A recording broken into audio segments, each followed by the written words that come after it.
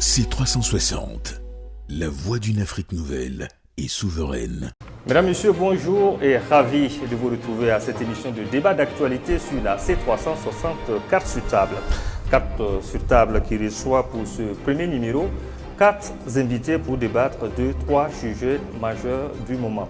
Une fois n'est pas coutume, nous irons d'abord au Mali voisin pour parler de cette actualité brûlante. Eh bien, la suspension des activités des partis politiques, c'est une décision du gouvernement malien qui fait des vagues en ce moment.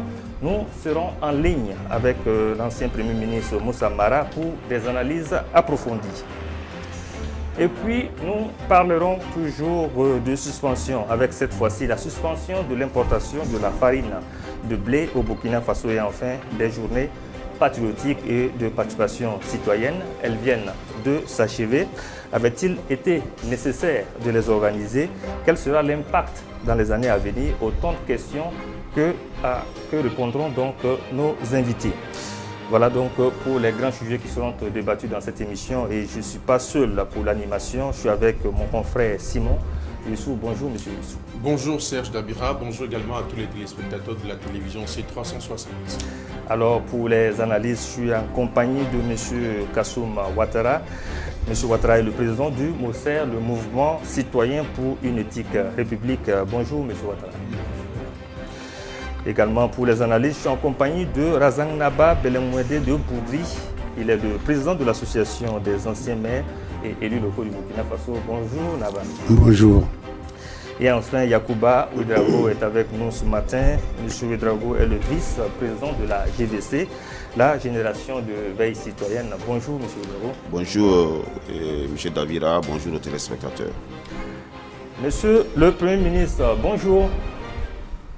Bonjour et bonjour à tous ceux qui sont sur le plateau. Alors, Monsieur le Premier ministre, vous avez gouverné sous IBK, Ibrahim Boubacar Keïta, en tant que chef de l'exécutif. Vous connaissez bien le jeu et les acteurs politiques avec le déroulement de l'actualité ces dernières 24 heures. Est-ce que c'était prévisible justement de voir cette décision du gouvernement actuel? Prévisible, je ne sais pas vraiment. Non souhaitable, c'est sûr, parce que aujourd'hui, le gouvernement malien lui-même, à travers le chef de la transition, est en train de lancer une initiative de dialogue entre les Maliens. Et le président de la transition a lancé un appel il y a encore 3 jours pour l'unité entre les Maliens. Au même moment, il est difficile de concevoir que les activités politiques et les partis politiques soient suspendus de fait. Si on appelle à l'entente et au dialogue, il ne faut pas suspendre les activités des uns et des autres. C'est pourquoi j'ai appelé les autorités à revoir cette posture et à se mettre dans une direction qui est plus conforme à ce qu'elle-même elle demande, c'est-à-dire le dialogue, les discussions, les échanges, pour l'unité autour de la transition. Moi, je me place sous un curseur absolument politique. Je n'entre pas dans le droit, la Constitution, la charte des partis, toutes choses qui sont tout à fait pertinentes, mais je mets le curseur vraiment sur l'unité nationale, sur l'entente, sur le dialogue, autant de choses qui ne sont pas compatibles avec ce type d'action. Vous avez parlé de l'unité nationale. Tous devraient donc converger vers le mal qui frappe le pays en ce moment, l'hydre terroriste. Est-ce que ce n'est pas parce que ces activités politiques aussi entravaient à un moment donné, comme ça a été le cas au Burkina Faso? Ces activités politiques, pour ce qui nous concerne, n'ont jamais entravé la lutte contre le terrorisme. Les activités politiques, ce sont des activités de discussion, de débat, d'échange, de donner son opinion. Ça n'a jamais entravé la lutte contre le terrorisme. Parce que pour ce qui est du cas burkinabé, en tout cas, une certaine opinion, une grande opinion, loue justement cette décision du président qui a permis de juguler très rapidement la crise au Burkina. Personnellement, je ne me prononce jamais sur ce qui se passe en dehors de mes frontières. Donc, vous me permettrez de ne pas commenter ce qui se passe au Burkina. Ce que je sais, en ce qui concerne le Mali, c'est que les discussions politiques, les échanges politiques n'ont jamais entravé la lutte contre le terrorisme. Au contraire, les acteurs politiques ont toujours soutenu les autorités de la transition pour toutes les initiatives de défense, toutes les initiatives militaires. Mais la nation, ce n'est pas seulement les armes, ce n'est pas seulement la guerre. Il faut que nous puissions nous parler, et si les autorités ont engagé justement la nécessité de dialogue entre les Maliens, c'est qu'elles sont bien conscientes que le fait militaire n'est pas suffisant pour la conduite de la nation. Alors, on garde le Premier ministre en ligne, hein. On revient sur ce plateau. Razan Naba, vous avez suivi le Premier ministre, l'ancien Premier ministre malien, Moussa Mara, qui vient également de donner son appréciation sur cette suspension des activités des partis politiques le 10 avril dernier. Vous, en tant que d'abord acteur politique, en tant qu'acteur de la société civile, quelle est votre appréciation sur cette décision-là? Je vous remercie. Je voulais tout simplement vous dire que d'abord, en tant qu'acteur, je suis politique, mais je ne suis pas un politicien. Ça, j'aime toujours le dire pour faire la part des choses. Parce que mon analyse ne va pas simplement en tant que politicien, mais en tant que politique surtout. Et je voulais en tout cas dire merci au Premier ministre malien qui a pensé effectivement que son intervention, ou en tout cas sa lecture, n'est pas celle liée, j'allais dire, à question de droit ou de constitution, mais un problème effectivement qui amène les uns et les autres à se parler, et ça c'est très important. Pour moi, est-ce qu'il y a plus politique finalement que de se parler? Qu'on soit d'un parti politique ou d'une association d'organisations civiles et autres, moi je pense tout simplement que la nation, c'est comme finalement ta famille, vue finalement en tant qu'individu. Quand il y a un problème qui se pose au niveau de la famille, il faut effectivement se rassembler, de discuter et de trouver finalement les solutions. Et nous savons finalement que le plus souvent, ce qui nous divise beaucoup plus, c'est la politique et à travers également aussi les partis politiques. Moi, c'est vrai que présentement, je m'en suis mis de côté, notamment en ce qui concerne les partis politiques partisans. Mais Naba, je ne veux pas vous interrompre comme ça, mais vous avez parlé de diviser, d'une division qui serait liée à ces activités des partis politiques. Oui, la division au niveau des partis politiques, c'est comme je l'ai dit, mon point de vue tout simplement au niveau politique, c'est que les partis politiques opinent souvent sur des projets de société que eux-mêmes, ils n'arrivent même pas finalement à, j'allais dire, à le faire voir sur le terrain. C'est ça.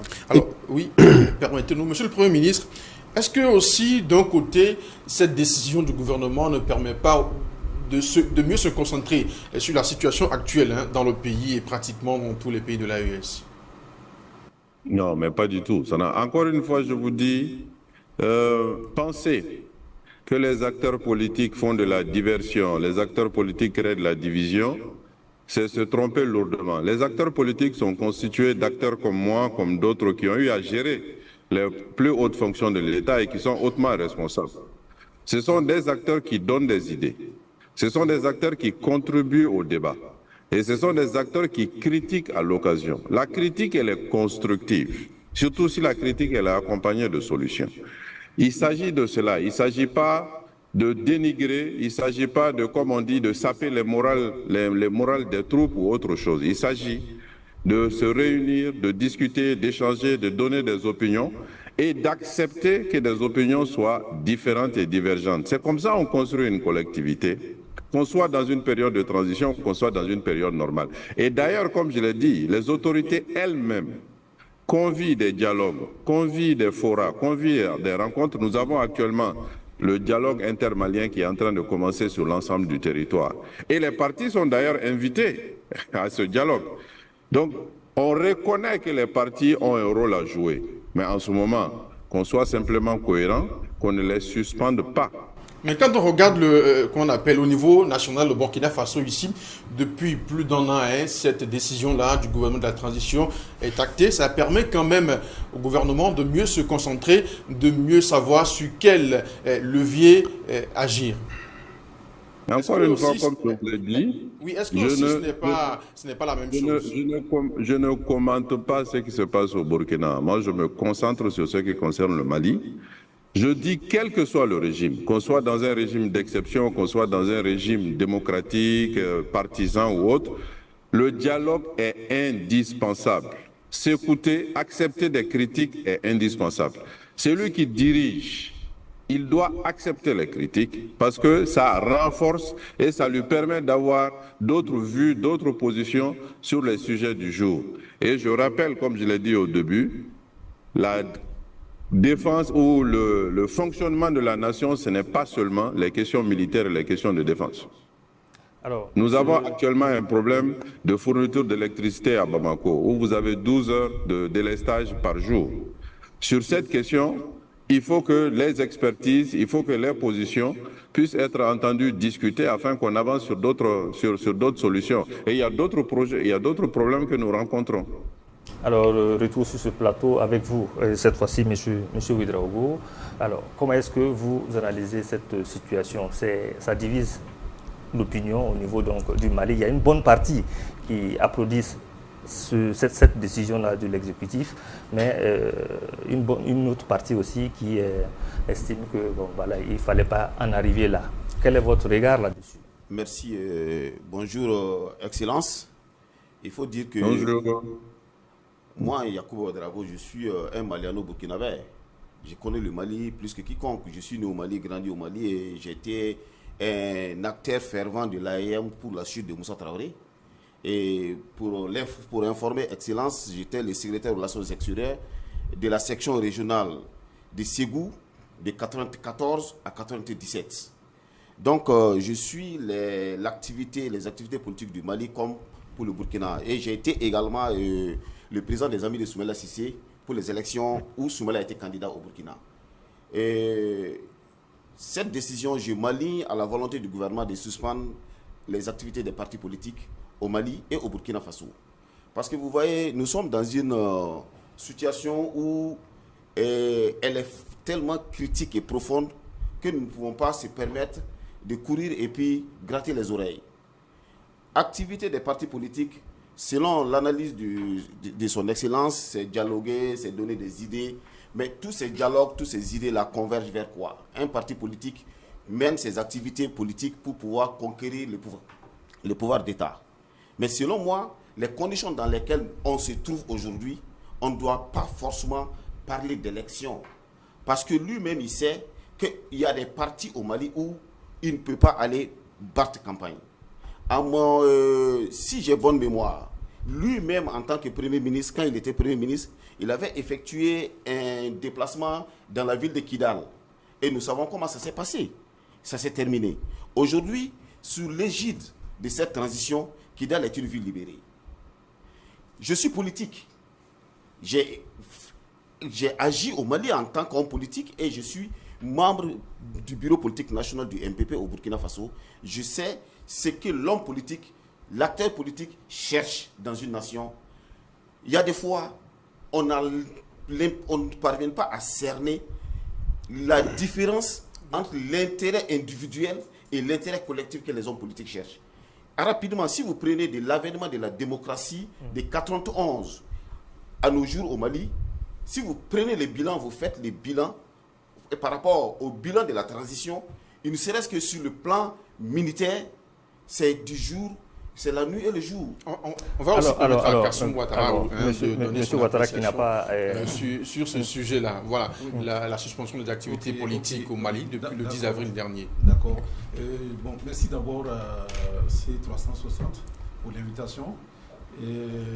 Bonjour, Excellence, Monsieur le Premier ministre. Bonjour. Monsieur le co-débatteur. Par principe, mon mouvement, c'est le mouvement citoyen pour une éthique républicaine. Quand on parle de République, c'est garder les valeurs qui sont dans le cadre de la République. Moi, je me permets aussi de discuter de ce cas parce qu'au Burkina Faso aussi, il y a eu interdiction des partis politiques. Ce que moi, je ne m'engage pas dedans, parce que quoi qu'on dise, parce que c'est le mot parti politique, mais avant tout, c'est des nationaux qui sont derrière ces organisations-là. C'est comme la société civile, d'ailleurs. Maintenant, moi, je me pose une question simple. Est-ce que les partis politiques qui sont la cause de nos problèmes, pour les suspendre, ou bien est-ce que les partis politiques n'ont plus le droit d'être? Parce que le problème qui est là... Est-ce qu'à un moment donné, oui, ces partis, ces Oui. organisations, ces formations politiques-là ne dérangent pas les autorités sur place parce que pour leur permettre quand même de se concentrer sur les actions. C'est comme l'a dit Oui. monsieur. Oui, je suis monsieur d'accord avec Ouedraogo. monsieur. L'objectif étant pour eux Oui. la reconquête du pouvoir passant par les élections, alors que le défi majeur qui s'impose aujourd'hui à ces pays, c'est combattre les terroristes, arriver à juguler cette Monsieur crise. Dabila, vous savez que je ne suis pas politique. Je n'ai jamais eu une carte d'un parti politique quelconque. Mais je vous poser une question qui est trop simple. Est-ce qu'il y a une structure qui est mieux implantée, mieux organisée qu'un parti politique? Il n'y en a pas. Il y a l'armée. L'armée est très bien organisée. Non, je parle d'implanter en termes de répondants. Au Burkina, il n'y a pas ce village, il n'y a pas un militant d'un parti politique. Or, quand on parle de l'information qui doit revenir, on parle de la collaboration, il faut forcément travailler.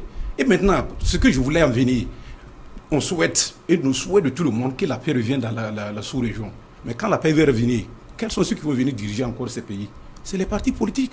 Donc, c'est-à-dire que ça ne sert à rien d'écarter quelqu'un que finalement, à la fin, qui va venir faire quelque chose. Ils n'ont pas dissous les partis politiques. Non, oui, suspendu. Non, mais oui, non, je suis d'accord avec vous. Non, je suis d'accord avec vous. Mais bon, acceptez avec moi que quelqu'un qui fait une fondation et quelqu'un d'autre qui va venir finir cette maison, c'est pas la même chose. Alors, voilà. C'est pourquoi je pense que c'est mieux de les prendre comme acteurs dans le dialogue. Si la fondation est déjà solide, ça devrait pouvoir. Ok, ça c'est moi, ce que je veux dire finalement par là. Est-ce que ça aussi, ça ne permet pas quand même de préserver l'ordre dans la République? Mais justement, qui a apporté finalement le désordre? Il a dit qu'il n'est pas un politique. Moi, je l'ai été dans un parti politique. Et nous, ceux qui contribuent même au niveau donc, des partis politiques ne sont même pas écoutés.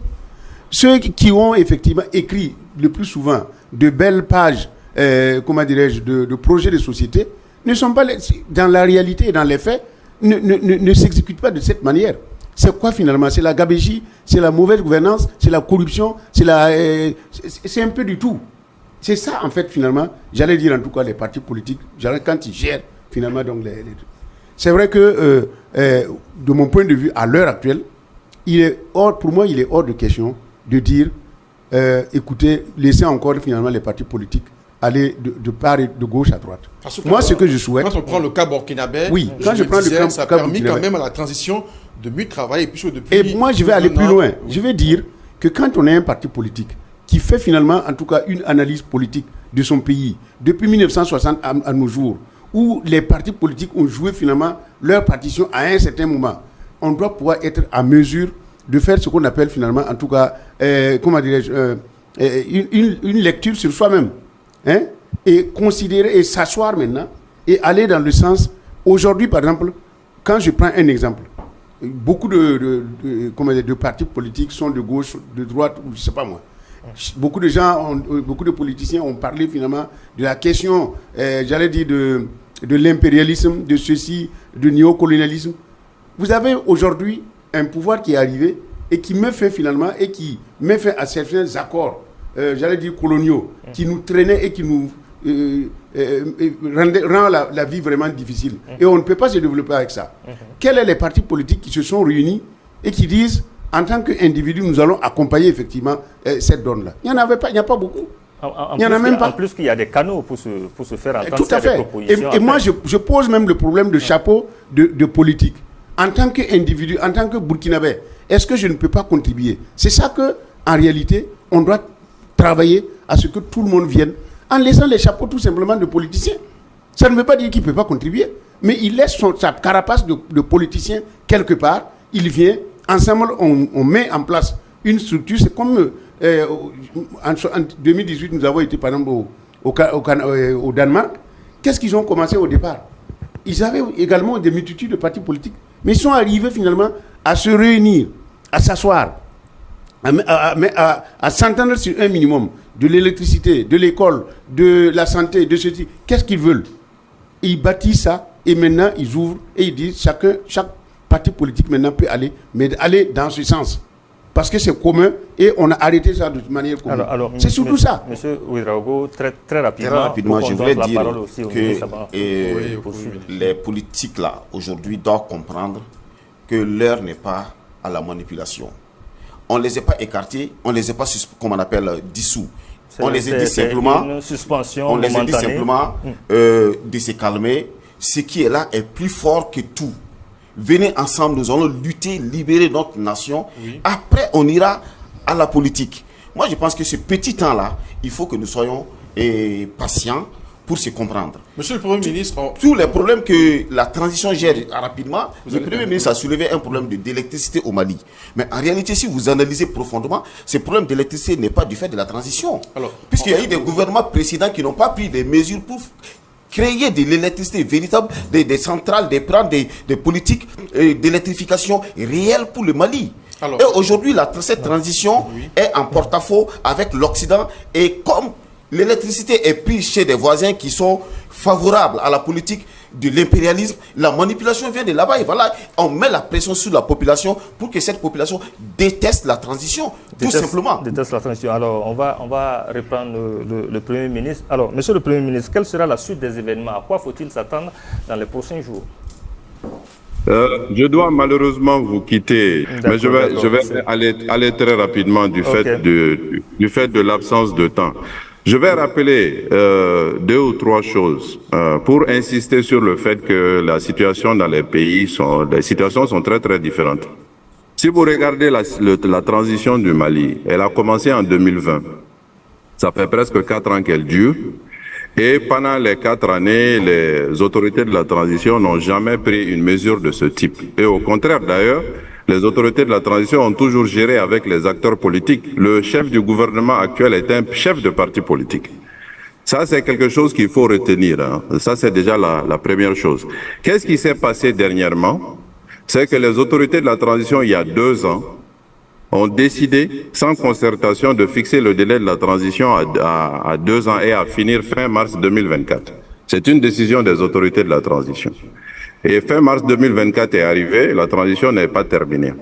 Les partis politiques ont fait une sortie ensemble pour dire le délai de la transition est dépassé, délai fixé par les autorités de la transition. Ils demandent aux autorités de la transition d'ouvrir un cadre de concertation avec les acteurs politiques pour convenir d'un chronogramme. C'est à la suite de cette sortie que la décision a été prise de suspendre les activités des partis. Donc ce n'est pas une décision qui est prise en réalité pour se focaliser sur la lutte contre le terrorisme ou autre chose, c'est que vous êtes en train d'indiquer pour le cas du Burkina éventuellement. Tout a un contexte. Le plus important aujourd'hui par rapport à demain et après-demain, moi je pense, c'est qu'il faut que les autorités reviennent sur cette décision et que les autorités acceptent de parler. Il s'agit simplement de s'asseoir et de parler. S'il y a des contraintes objectives qui font qu'on ne peut pas organiser d'élections, que les autorités l'expliquent aux acteurs politiques. Comme je l'ai dit, ce sont des responsables ce sont des responsables.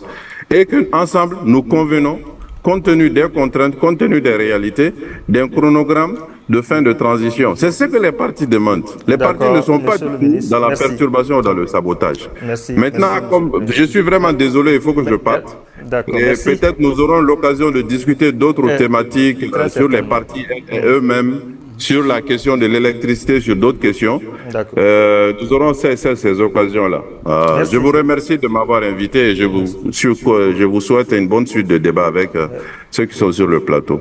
Merci à vous, Monsieur le Premier ministre. On rappelle Moussa Mara, ancien Premier ministre du Mali. Alors, nous allons évoluer dans le débat pour parler cette fois-ci de journées d'engagement patriotique et de participation citoyennes qui viennent de s'achever. Au cours de ces journées, c'est l'engagement patriotique qui était mis en avant pour toujours stimuler le Burkinabé. Naba, quand on regarde l'hydre terroriste qui perdure, le terrorisme qui perdure toujours, dû à une bonne partie, à une grande partie, dû à la complicité interne de certains Burkinabés. Alors, est-ce qu'on dira que ces journées-là devraient pouvoir se multiplier pour sensibiliser davantage le Burkinabé sur le patriotisme? Je vous remercie. Je pense que c'est très important, effectivement. Toute chose a toujours quand même un début. Et les débuts sont souvent difficiles parce que nous sommes habitués finalement à un autre comportement qui n'est pas le comportement finalement de 83 avec par exemple la Révolution ou d'avant cela. Et je pense également aussi quelque chose qui est là et important, c'est au moins de tracer les signaux. Si on trace les signaux, de plus en plus, il y a beaucoup d'idées il y a beaucoup de gens qui vont réfléchir sur la question. Et puis, déjà, ce qu'on a pu faire, comme 2 semaines donc, de pratique, si je peux dire ça ainsi, mais ça va dire que beaucoup de choses vont encore se multiplier. Parce que, comme on le dit, on parle de dialogue et tout ça, les uns et les autres, en tout cas, vont apporter, en tout cas, leur contribution pour que davantage on puisse mieux le recadrer et mieux se l'approprier pour que ça puisse nous servir. Est-ce que c'était une journée qui était opportune? Comme on le dit, toute chose qui amène un développement, qui permet donc de revenir sur un certain nombre donc, de valeurs, je pense que elle est toujours opportune. En tout cas, elle est opportune chaque fois que de besoin et que nous avons besoin finalement, en tout cas, de recouvrir en tout cas notre propre identité et de revenir à un certain nombre de valeurs. Alors, M. Kassoum Ouattara, quel est le regard que vous portez sur cette actualité, vous qui militez beaucoup sur l'éthique républicaine au Burkina Faso? Bon, moi, je pense que c'est une très bonne chose. En son temps, quand le président a parlé de ces journées, j'ai même écrit pour dire que c'est une très bonne chose. Je note aussi que j'ai un centre sur la formation, sur le civisme et aux aptitudes citoyennes, ce qui est une très bonne chose. Moi, ce que j'ai un peu déploré, c'est qu'il n'y a pas eu un contenu pour ces journées-là. Moi, je parle de contenu, ça veut dire quoi? Parce qu'aujourd'hui, on n'a pas pu... Il y avait tout un carnaval. Il y a eu quand même j'en viens. Il y a eu des conférences publiques, il y a eu des plantations d'arbres, il y a eu des actions de salubrité. Il y a eu également la consommation des mets locaux. En 15 jours, il y a d'énormes choses qui ont été faites. Non, j'en viens. C'est pour dire qu'en réalité, il y avait plein d'activités. Mais aujourd'hui, quand on dit de faire le point de ces journées, ça va être difficile parce que, comme tu l'as dit, on a mené beaucoup d'activités. Moi, je voulais que ces journées-là soient focalisées sur 2 thématiques, par exemple. La thématique, on dit, écoute, ces journées-là, que tout le monde, le civisme là, ou bien sûr, l'environnement là, on veut 0 sachet. Est-ce qu'on se comprend? On dit pendant ces deux semaines, 0 sachet à Ouagadougou. Et au niveau de tous les quartiers, on implique les chefs de quartier, on implique les CVD et ainsi de suite, 0 sachet dans tous les quartiers du Burkina Faso. Et à la fin, qu'il faut exclusivement concentrer les actions sur un seul projet. Non, 2 ou 3. Parce que quand c'est beaucoup, à la fin, finalement, on a fait énormément de choses, mais on ne voit pas le résultat comme ça. C'est dû aussi à l'état des lieux. Le mal est tellement profond, il y a beaucoup de difficultés. Non, c'est comme Naba l'a souligné. En toute chose, il faut avoir un début. Au temps de la Révolution, il y avait les journées de salubrité. Tout le monde sortait devant sa case et puis dans le quartier, là, les CDR se passaient pour voir qui n'a pas balayé devant sa maison. C'est que il a bien précisé, les époques ne sont pas les mêmes, mais c'est que quand c'est comme ça, on dit, bon, écoute, ces 2 semaines-là, c'est l'environnement ou rien.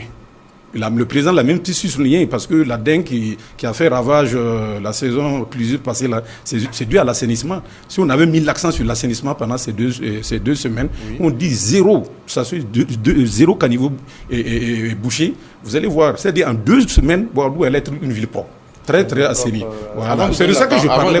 Sinon, c'est une très bonne chose. Oui. Mais est-ce que pour vous, quand même, ces 15 jours d'activité, ces 15 jours d'engagement patriotique ont eu quand même un impact sur le Burkina Faso? Non, ne serait-ce qu'on dit au Burkinabé d'être patriote, d'être citoyen. C'est déjà très important. Oui, c'est une très bonne chose. Interpeller quelqu'un à ce qui s'engage pour son pays, c'est déjà une très bonne chose. Merci. Il faut dire que c'est une très bonne initiative. Les contextes dans lesquels le Burkina se trouve aujourd'hui, nous avons besoin qu'on interpelle ou motive les citoyens à s'engager plus pour la nation et à aimer la nation. Vous voyez, c'est un peu le manque de patriotisme qui amène certains jeunes à s'enrôler d'ailleurs. Maintenant, si tout le monde se rend compte que la nation, c'est sa patrie, c'est sa chose à lui, et chacun doit mettre la main à la pâte pour que cette nation avance, je pense que c'est une très bonne chose. Et dédier 2 semaines pour interpeller les citoyens qu'il faut poser des actes nobles pour d'abord, puisque le patriotisme, la citoyenneté commence d'abord dans sa propre cour. Il faut rendre sa propre cour propre et il faut avoir des aptitudes pour ne pas offenser le voisin. Et il faut, pour que ensemble, c'est tous ces efforts-là conjugués ensemble qui fait du Burkina Faso un Burkina où le vivre ensemble est possible, où le développement sera réellement possible. Le Razan Naba l'a souligné en tant que génération de veille citoyenne. Est-ce qu'aujourd'hui au Burkina Faso, on a besoin de nous dire que nous sommes burkinabés avant d'intégrer, avant d'incarner les valeurs patriotiques? Vous savez, On a toujours dit que la répétition est pédagogique. On ne cessera jamais d'interpeller ou d'appeler quelqu'un, de dire, même nos enfants à la maison, le chef de famille, la maman, et ou les aînés, les appellent permanemment à l'ordre. Les appellent permanemment, ça c'est la famille, ce sont les principes de la famille, il ne faut pas violer, il ne faut pas violer. Ça fait partie de la vie de l'homme. Et que ce gouvernement prenne des décisions allant dans ce sens, ce n'est même pas seulement ça. Ils ont pris d'autres décisions, d'autres mesures, vraiment qui sont salutaires. Je suis politique. Je ne jette pas les bébés avec l'eau du bain. Je ne suis pas contre les hommes politiques, je ne suis pas contre... Mais comprenez avec moi qu'il y a des actions qu'un gouvernement tel que, comme on appelle, notre transition, peut poser. Un gouvernement d'hommes politiques, comme on appelle, issus des urnes, ne peut pas le faire. Parce qu'ils sont ligotés par un certain nombre de principes venant des institutions de Bretton Woods. Comme on l'a vu récemment avec les décisions qui ont permis d'aller vers cette souveraineté en parlant aujourd'hui, des accords. C'est clair que la vie est chère parce que ceux qui nous apportaient de l'aide, on les a dit non, c'est bon, nous allons nous prendre en charge. Cette transition pour arriver à l'équilibre va coûter cher. Et chaque Burkinabé aujourd'hui sait réellement que la vie est très chère, chacun souffre dans sa chair. Mais il faut qu'on passe par là pour arriver à quelque chose. Le fer passe par le feu et l'enclume pour avoir une bonne forme. Aujourd'hui, si nous voulons réellement que le Burkina Faso soit un Burkina où nos petits-fils, nos arrière-petits-fils vont réellement avoir une nation avec toutes ses richesses à leur possession, les gérer librement avec une autonomie financière et économique, il faut obligatoirement que cette génération se sacrifie. Il faut un sacrifice énorme. C'est ce que les politiques maliens veulent refuser. On parlait des journées et je pense qu'il faut... C'est juste une transition. Voilà, c'est ça, oui. Raznaba, est-ce que accepter que nous sommes burkinabés ne mérite pas qu'on n'a pas besoin de nous dire nous sommes burkinabés, on a besoin d'être patriotes, on a besoin d'être engagés. On n'a pas besoin forcément de venir toquer à notre porte pour dire réagissez.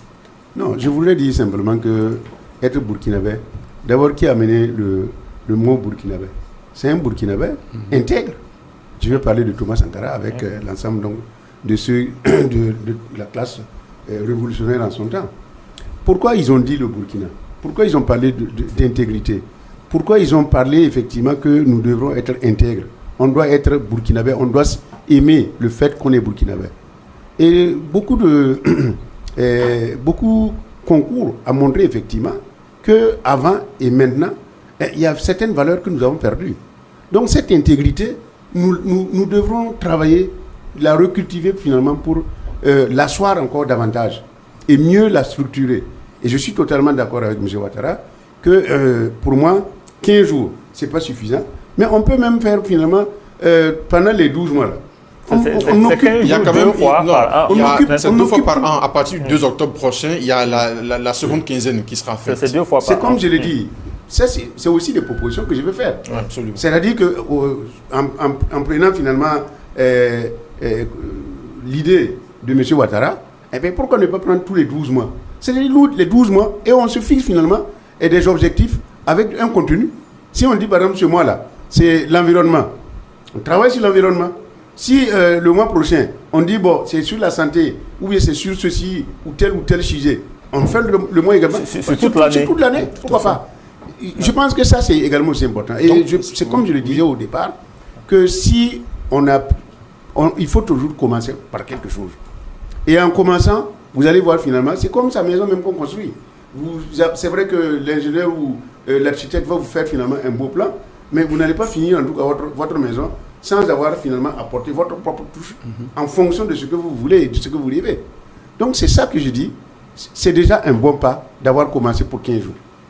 On évalue, on regarde, et il y a beaucoup de contributions, il y a beaucoup qui vont en tout cas amener encore de nouvelles idées.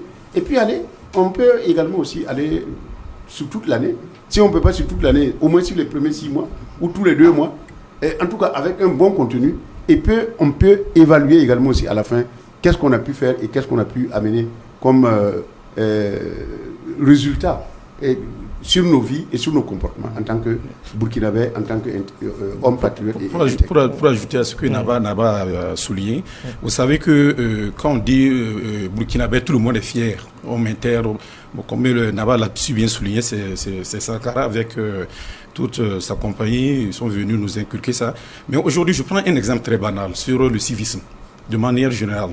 Vous voyez, nous qui sommes là, parmi nous, chaque fois, quand le feu, il y a genre coupure de courant, le feu est en panne, les enfants qui vendent le lotus là, ils régulent la circulation. Et tout le monde suit, sans problème. Mais il peut arriver qu'à un moment, il y a le policier, y compris le VDP, et les enfants viennent brûler le feu. Donc, c'est-à-dire que nous devons nous poser une question pour dire, mais pourquoi nos enfants se comportent comme ça en réalité? C'est parce qu'il y a une crise entre le citoyen et l'autorité même. Il y a une crise. Et pendant des années, cette crise n'a pas été résolue. C'est pourquoi, pendant ces journées, je dis, bon, si on va à des contenus, on pose le problème, les gens savent avoir des thématiques au niveau des écoles, les proviseurs posent le problème aux enfants. Pourquoi vous brûlez le feu? Les associations du secteur informel, on les appelle ceux qui cirent, les sociaux qui sont établis, ils ont des associations, des fêtières. On pose le problème. Quel problème vous avez avec l'autorité? Les gens vont dire, à partir de ce moment, on dit, bon, écoute, voilà pourquoi le citoyen fait ça. Désormais, l'autorité aussi va bien se comporter. Parce que le citoyen se comporte à l'image de l'autorité. Absolument. Voilà, à l'image de l'autorité. Moi, je ne peux pas comprendre que tu vois même des gradés de l'armée qui viennent, qui s'arrêtent à un feu. Un gamin de 8 ans doit s'être avec son lotus, fait prendre, tout le monde s'arrête. Et que 4 policiers qui sont au feu, plus 4 VDP, les enfants viennent, ils faufilent, et puis ils se retournent, ils regardent, et puis ils s'en foutent. Donc c'est pour dire que pendant ces journées-là de patriotisme, là, par moment aussi, il faut s'asseoir, développer des thématiques et puis appliquer ces thématiques sur le terrain. C'est pourquoi je parlais de contenu. Sinon, je n'ai pas dit qu'on n'a pas mené des activités. Hein. Certes, on les a menées. Mais le gouvernement mène des actions. Oui. Vous l'avez dit, il y a eu des conférences publiques. Tout à fait. L'application sur le terrain, est-ce que ça ne revient pas à chaque parent? Parce que vous parlez, vous avez dit qu'il y a des gens qui brûlent le feu. On voit également des parents qui brûlent le feu. Est-ce que ça ne revient pas quand même aux parents d'inculquer cette notion, d'inculquer ce savoir-faire-là à son enfant? Et lui-même, de partant, dit il faut respecter le feu. Il le respecte, son enfant le voit. Est-ce que ce n'est pas aussi ça, partie de la cellule familiale? Oui, mais ce que je dis, c'est durant des années où il y a eu ce laisser-aller, durant des années. Maintenant, les gens ils trouvent que c'est normal même de le faire. Voilà. Quand tu vois une grande personne qui a 50 ans qui vient brûler le feu, tu te poses même la question, est-ce que ce monsieur-là, il se porte bien? D'où la nécessité de mettre un point d'honneur, un accent particulier à l'organisation de ces journées. C'est-à-dire que pendant ces journées, on peut utiliser les radios en langue locale, où cette thématique est développée. Les gens, ils en ont marre, ils veulent écouter. Et disent, bon, finalement, écoutez, arrêtons de faire ça, c'est pas bon. Voilà. Mais je le dis également aussi, au niveau de l'État, il faut qu'il y ait aussi de la rigueur. Voilà, tout à fait, oui. Parce que quand je prends Ouagadougou, le désordre qu'il y a à Ouagadougou, moi j'ai été maire, le désordre qu'on a à Ouagadougou, c'est simplement également aussi parce qu'il n'y a pas une rigueur, il n'y a pas un respect des textes. C'est ça qui est tout le problème.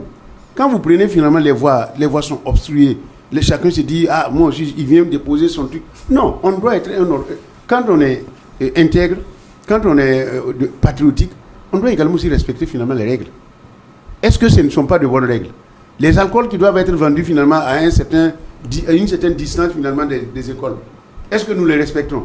Est-ce que nous acceptons que même si l'autorité vient nous dire il ne faut pas faire ça, et pour moi, c'est l'occasion même d'ailleurs, pendant la transition, de régler ces questions.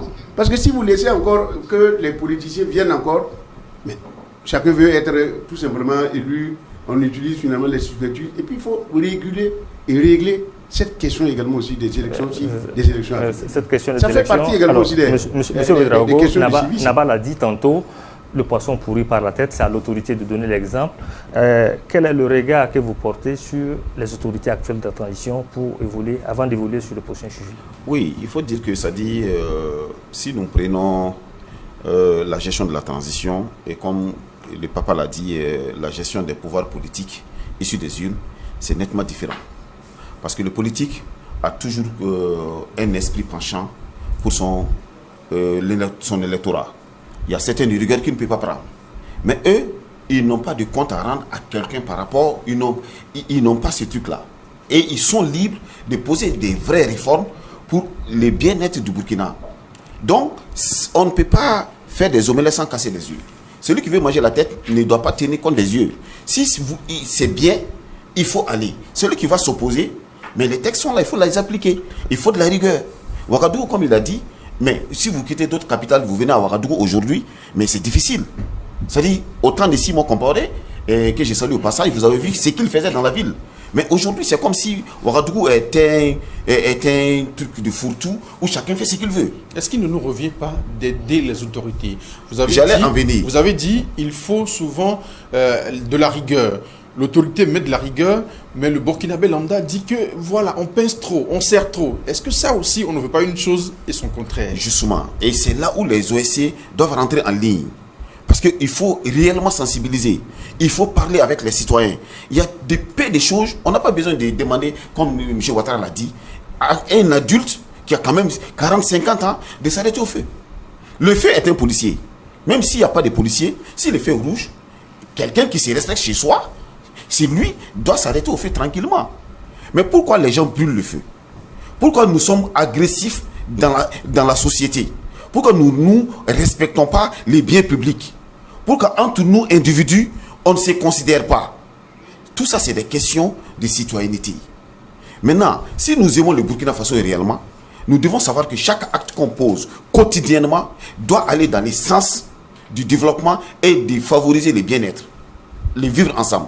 Mais si d'autres arrangent, d'autres détruisent, en ce moment-là, il y aura vice de forme, il y aura contradiction et ça nous amènera toujours à évoluer dans les désordres. Et aujourd'hui, le gouvernement, en tout cas, a pris des décisions que je salue. Maintenant qu'ils aillent au bout de ces décisions. Parce qu'ils avaient dit qu'ils allaient interdire les gens de s'asseoir tout au long des, comment on appelle, des routes et des voies. Au fait, c'est pour eux-mêmes, c'est pour ceux qui s'asseyent sur les voies là. C'est pour les mettre en sécurité. Alors, monsieur Ouedraogo, nous allons évoluer vers le dernier sujet. On a moins de 10 minutes pour terminer cette émission. Alors, le ministère en charge du commerce, dans un communiqué en date du 8 avril dernier, informe que l'importation du blé est suspendue sur toute l'étendue du territoire national jusqu'à nouvel ordre. C'est une mesure qui s'inscrit dans le cadre de l'assainissement des marchés des produits donc, de grande consommation au Burkina Faso. Naba, comment est-ce qu'on a accueilli cette décision du gouvernement? Vous savez, lorsque l'habitude est devenue une seconde nature, lorsqu'on vous dit, vous avez l'habitude donc de votre pain, de vos croissants et autres, et on vient de vous dire un jour, écoutez, c'est fini. En tout cas, si vous voulez manger du croissant, il faut finalement utiliser les produits intérieurs de chez vous. Effectivement, ça pose un problème. Mais moi, je ne trouve pas ça comme étant un problème.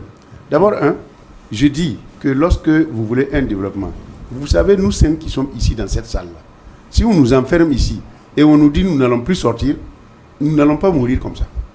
Même si à un certain moment donné, nous allons mourir, les gars viendront trouver que nous avons amélioré quelque chose de substantiel, d'une capacité de résilience terrible qui nous permet de survie. Ça, c'est important. C'est donc dire finalement que si on dit aujourd'hui de ne pas amener, par exemple, si on nous dit de ne pas utiliser, par exemple, les cuillères importées, mais nous allons fabriquer moi, je suis un forgeron. Je sais qu'avec la forge, on peut faire plein de choses. Avec le bois, on peut faire énormément de choses. Avec la calebasse, on peut faire plein de choses. Donc, pour moi, on ne devrait pas trop finalement s'exciter. C'est le consommant local qui est simplement demandé. C'est le consommant local. Je suis content de la prise de décision souvent de certains ministères aujourd'hui. Et quand vous faites des réunions et puis il y a les pauses café et autres, ils exigent le pain de chez nous. Ils exigent tout ce qui est mets locaux pour que nous puissions la valoriser. Parce qu'en réalité, c'est parce que nous ne la valorisons pas qu'on estime que c'est un mets pratiquement chose. Alors que ces mets-là, c'est eux-mêmes, ça nous évite même beaucoup de point de vue de la santé, ça nous maintient bien, de point de vue également aussi de nutrition. Et nous sommes véritablement bien nourris avec nos différents produits. Donc, aujourd'hui, par exemple, moi je fabrique, par exemple, l'engrais bio. Mais les gens ne savent pas. Bon, c'est vrai que ce n'est pas une grosse échelle, mais pour ma consommation ou mon utilisation, je fais ça. Et c'est rien du tout quand je constate. C'est rien et on peut le faire. Mais si on continue de faire venir les engrais urée, IPK organique, tout ça, mais nous n'allons pas finalement développer les choses de chez nous. Donc nous avons des plaines. Moi, j'ai un hydro... comment dirais-je? Je suis dans l'eau. J'ai fait beaucoup de barrages, j'ai fait beaucoup d'aménagements. Et nous avons les terres aménagées que nous n'utilisons même pas. Et que c'est possible, effectivement, de le faire. Mais il faut coincer à un certain moment donné pour que les gens prennent une autre habitude, un autre envol. Et puis, nous allons tous aller dans le même sens. Moi, je pense que ce n'est pas si mauvais que ça. Aller dans le même sens, ce n'est pas si mauvais que ça. Kassoum Ouattara, après tout, c'est le consommement local qui est demandé. Oui, bon, c'est vrai. Et je m'aligne totalement derrière le doyen Nava. Mais en plus de ça, quand j'ai lu la décision, ce qui m'a un peu retenu, ce qui a retenu un peu mon attention, c'est assainir. Assainir le marché. Parce que voilà, quand vous regardez, le blé, c'est le deuxième produit importé après le riz. Voilà. Maintenant, quand vous regardez, nous importons le blé à partir de 3 pays, essentiellement, qui est le Ghana, le Togo et la Côte d'Ivoire. Mais ces pays importent à leur nom et réexportent. Voilà. C'est pourquoi moi, quand j'ai lu, c'est vrai qu'il y a le consommant local qui se dessine derrière cette décision-là. Mais en plus de ça, moi, je pense qu'il y a une vision. Le domaine était vraiment, excusez-moi du terme malsain. Il fallait recadrer. Voilà, c'est comme il y a une certaine mafia qui est derrière. Parce qu'un pays, nous-mêmes, nous importons pas. Quand vous regardez là, apparemment, quand tu lis, tu rends compte que quand tu fais les recherches, il y a beaucoup de sociétés qui réexportent le blé là au niveau du Burkina. Donc, c'est-à-dire qu'il y a des sociétés qui sont au niveau de la Côte d'Ivoire, au Ghana, Togo, qui importent le blé. Et maintenant, ce blé, quand ça arrive à leur niveau, c'est réexporté au niveau du Burkina Faso. Donc, je pense que quand j'ai lu la décision et j'ai vu que le mot assainir est ressorti dedans, ils ont même arrêté tout ce qui est autorisation d'importation. Je pense que les autorités veulent voir clair dans cette affaire-là pour que, d'ailleurs, nous consommons local et en plus de ça, même si on va réimporter, pour que ça soit accessible.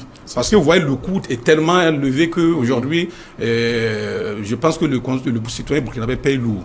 Yacouba Ouedraogo, deuxième produit d'importation au Burkina Faso après le riz, bien sûr. Est-ce qu'aujourd'hui, c'est vraiment nécessaire d'assainir ce milieu-là comme le ministère du Commerce l'a signifié? Naturellement, il faut assainir le milieu. Parce que si c'est le deuxième produit importé, ça veut dire que derrière ça, il y a une grosse dépense. Et l'État perd beaucoup d'argent. Donc, c'est bon de regarder, de réguler et d'assainir. Mais au même moment, c'est de prendre aussi des mesures pour que nous puissions aller à l'autosuffisance à ce niveau-là. Effectivement, l'autosuffisance alimentaire d'ici 2025. Justement. Et surtout, si la dynamique est amorcée et qu'on parvienne à continuer dedans, à renforcer, les jours à venir, les années à venir, le Burkina Faso sera autonome par rapport à, comment on appelle, à l'importation du blé. Et même par rapport à l'importation du riz. Parce qu'il y a carrément une politique agricole qu'ils sont en train de mettre en place. J'étais l'autre jour à Kalsaka. J'ai vu que de Yako jusqu'à Kalsaka, ils sont en train de faire une grande plaine comme Samandini. Et il y a d'autres projets comme ça que le gouvernement est en train de mettre en place. Vraiment, c'est des projets salutaires. Et la population doit adhérer à ces mesures. Certes, il y a des, comme il a dit, il y a des opérateurs économiques, il y a des commerçants dans les domaines qui vont avoir comme forcément, qui ne seront pas contents, mais qui comprennent que l'intérêt national passe au-delà de l'intérêt individuel. C'est-à-dire qu'ils retouchent leurs manches pour y regarder où ils peuvent encore, comment on appelle, investir pour se faire de l'argent et au même moment pour permettre au Burkinabé aussi d'avoir des produits de qualité et moins chers. Donc le blé est excessivement cher. Si nous parvenons à motiver nos agriculteurs, à les amener, à les donner les moyens, le gouvernement suit avec nos ingénieurs pour que nous puissions avoir à la fin une bonne farine de blé de qualité. Mais je pense qu'au lieu d'importer, les pays dans lesquels nous partons chercher là, ils viendront chercher ça chez nous. Et là, ça va faire encore une valeur ajoutée à l'économie du Burkina Faso. Et je profite aussi d'inviter la jeunesse de quitter les bureaux, de ne pas seulement faire focus sur les bureaux, d'essayer de regarder aussi, de s'impliquer dans l'agro-business. C'est un appel donné par le chef de l'État. Et ça, c'est très important. Et c'est très important. Parce que l'agro-business, ça apporte beaucoup. Le chef de l'État a dit que le Burkina a beaucoup d'espaces cultivables. Donc, on peut sortir des bureaux et puis aller chercher travailler la terre. C'est très important. Parce qu'aujourd'hui, tout le monde est focus sur le bureau, et ainsi de suite. Le salaire ne rend pas l'homme riche. Le salaire peut te mettre dans un confort. Le salaire peut te permettre de juste manger, s'occuper de ta famille, mais le salaire ne te permettra pas d'atteindre un certain niveau de développement et une certaine assise financière. On va aller rapidement. Voilà. Razak Naba, est-ce qu'aujourd'hui, les Burkinabés ne doivent pas se sacrifier pour que cette autosuffisance alimentaire que prône la transition puisse être effective? Alors, en 2 minutes, nous sommes presque au terme de l'émission. Voilà. Ok, merci beaucoup. Je voulais tout simplement dire que, en toute chose, il faut de la rigueur, il faut le sacrifice surtout. Parce qu'on ne peut pas arriver finalement à quelque chose, j'allais dire, de développer sans ce minimum donc, de sacrifice. Et aujourd'hui, comme je l'ai toujours dit, ce n'est pas pour rien, quelquefois, lorsque je suis un peu en discussion avec les politiciens, moi je leur dis, regardons depuis 1960 à nos jours, qu'est-ce qu'on a pu faire? Est-ce qu'aujourd'hui, ce n'est pas une aubaine pour nous d'encadrer finalement cette transition pour qu'on aille finalement à des réformes fortes de manière à ce que nous puissions être dans la rigueur et dans le sacrifice, demain, ça soit beaucoup plus meilleur. En fait, c'est comme ça que moi je vois les choses et j'estime que sans sacrifice, il n'y a... Mais même ceux qui sont en train de se battre finalement au front, mais c'est le sacrifice. À la limite même de leur vie. C'est ça qui se sacrifie pour nous. Donc nous aussi, nous devrons également aussi contribuer par ce sacrifice finalement, que quand eux, ils maintiennent finalement en tout cas la paix et chassent finalement le terrorisme, que nous puissions également aussi à notre niveau avoir des sacrifices pour essayer donc de tracer des sillons pour demain. Razak Naba Belemwende de Boudri, merci d'être passé sur ce plateau. Merci à vous, Kassoum Ouattara. Je rappelle que vous êtes le président du MOCER, le Mouvement citoyen pour une éthique républicaine. Merci à vous, Yakuba Ouedraogo. Vous êtes le vice-président de la GVC, la Génération de Veille Citoyenne. À vous, chers téléspectateurs, merci pour votre constante fidélité à nos programmes. Et rendez-vous dans une semaine avec d'autres sujets de débat d'actualité. C360, la voix d'une Afrique nouvelle et souveraine.